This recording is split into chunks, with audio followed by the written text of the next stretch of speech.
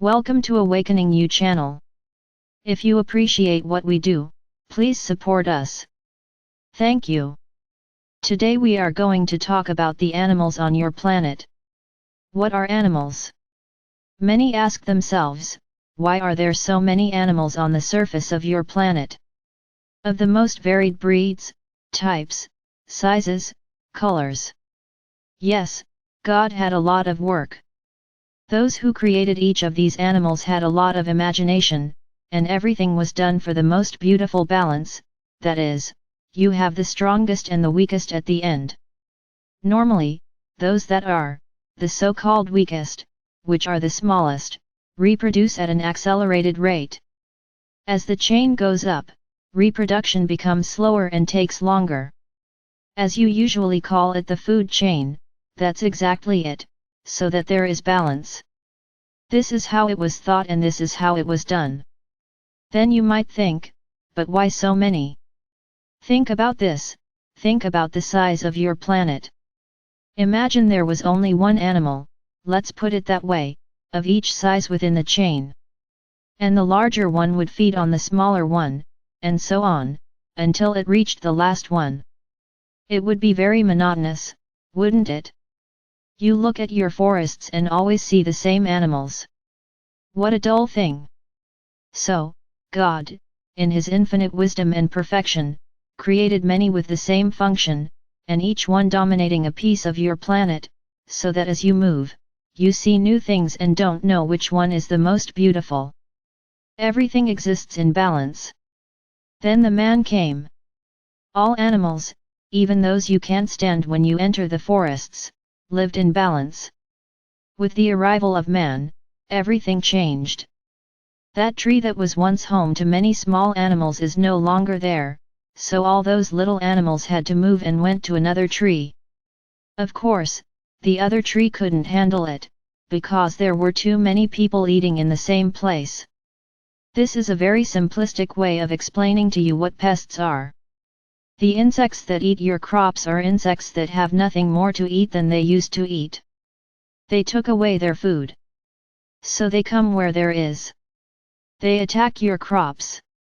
What has been done lately with balanced agriculture, certain types of plants are placed between crops so that insects stay there and don't attack. See the balance coming back together. They have something to eat. Why would they attack each other if they have exactly what they like to eat? And so, my brothers, the great imbalance came. Man destroyed the forests. Then the animals change places. Today we have animals invading cities, breaking into houses, attacking humans, of course, because their homes were invaded, they have no more space. Added to this, for a long time we had, and still do, hunters who felt they had the right to display trophies of the animals they hunted. So what happened to many animals? Some breeds became extinct because they were hunted too much, or those that remained were eliminated by the food chain itself. This is the situation you have today, my brothers, a planet completely unbalanced in relation to animals. Many attack humans, as they see in them those who took away their tranquility, their habitat. You almost don't hear about it, because you live in big cities.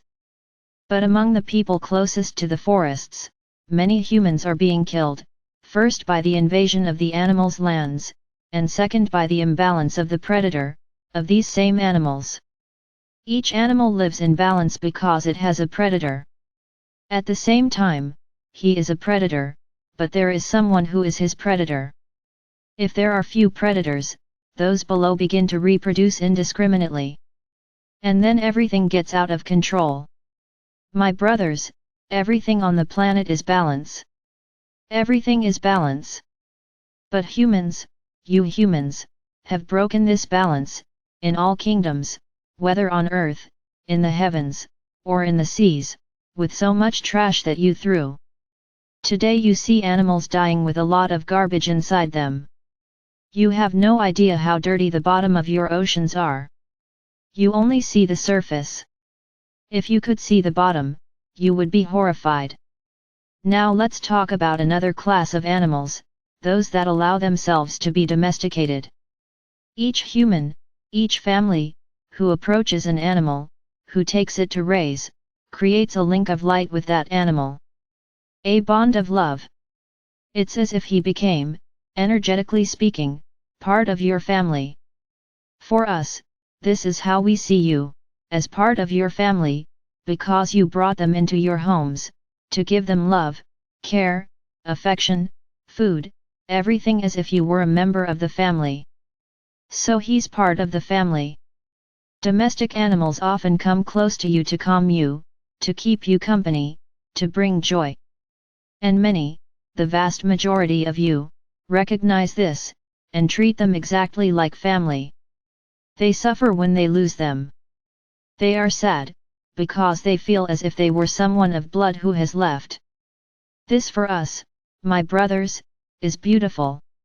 When this happens, a whole legion of angels and beings of light applaud you, because it is the purest demonstration of love that you can give for a living being, who does not speak, but who understands you better than anyone else.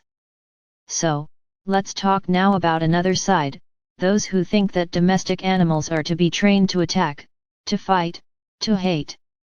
In the vast majority of these cases, animals are a reflection of their owners. Often their owners are so cowardly, and as they cannot do things because they are afraid, they encourage the animals to do them. These we turn our backs on, because no animal was meant to be treated that way. You can train your animal to warn you of danger, but not to attack. That animal doesn't have this nature. Let's understand it this way: there are human beings who are more prone to violence than others, likewise the animals. There are some breeds that, if trained, are more predisposed to being violent than others. But that doesn't mean he was born with that nature, he has to be trained to be violent.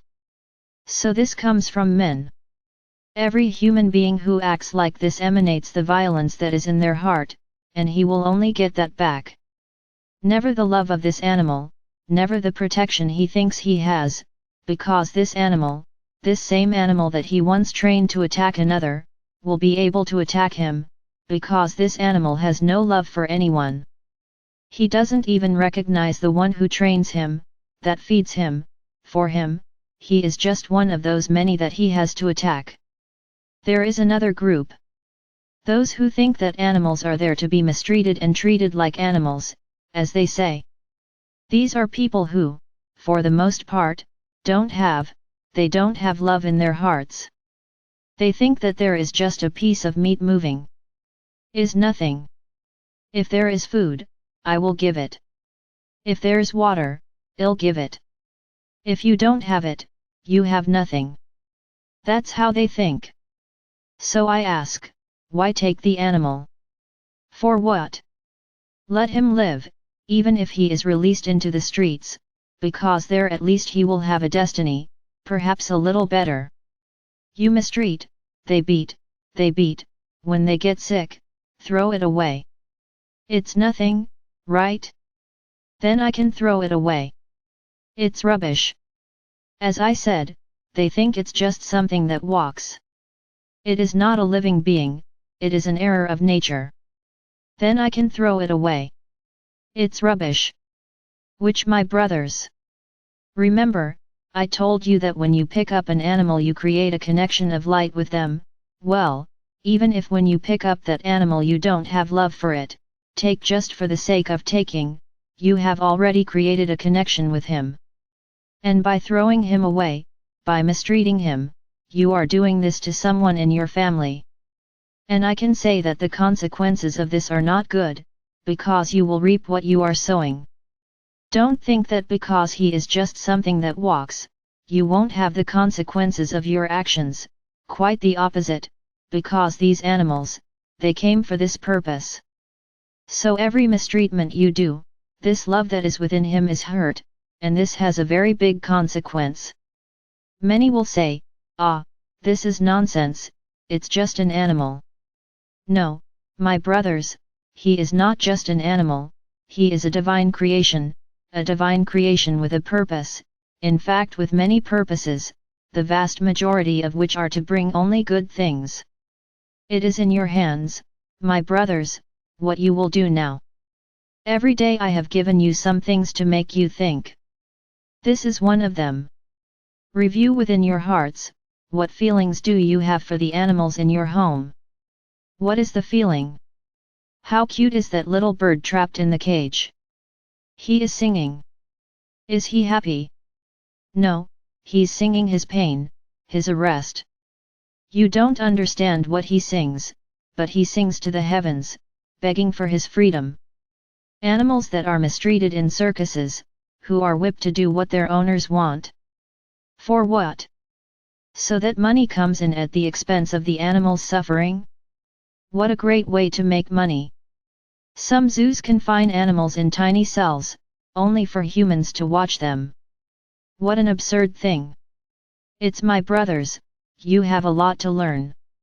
You, within the chain of living beings on the planet, are the beings with the highest mental capacity, but they are as animals as the others.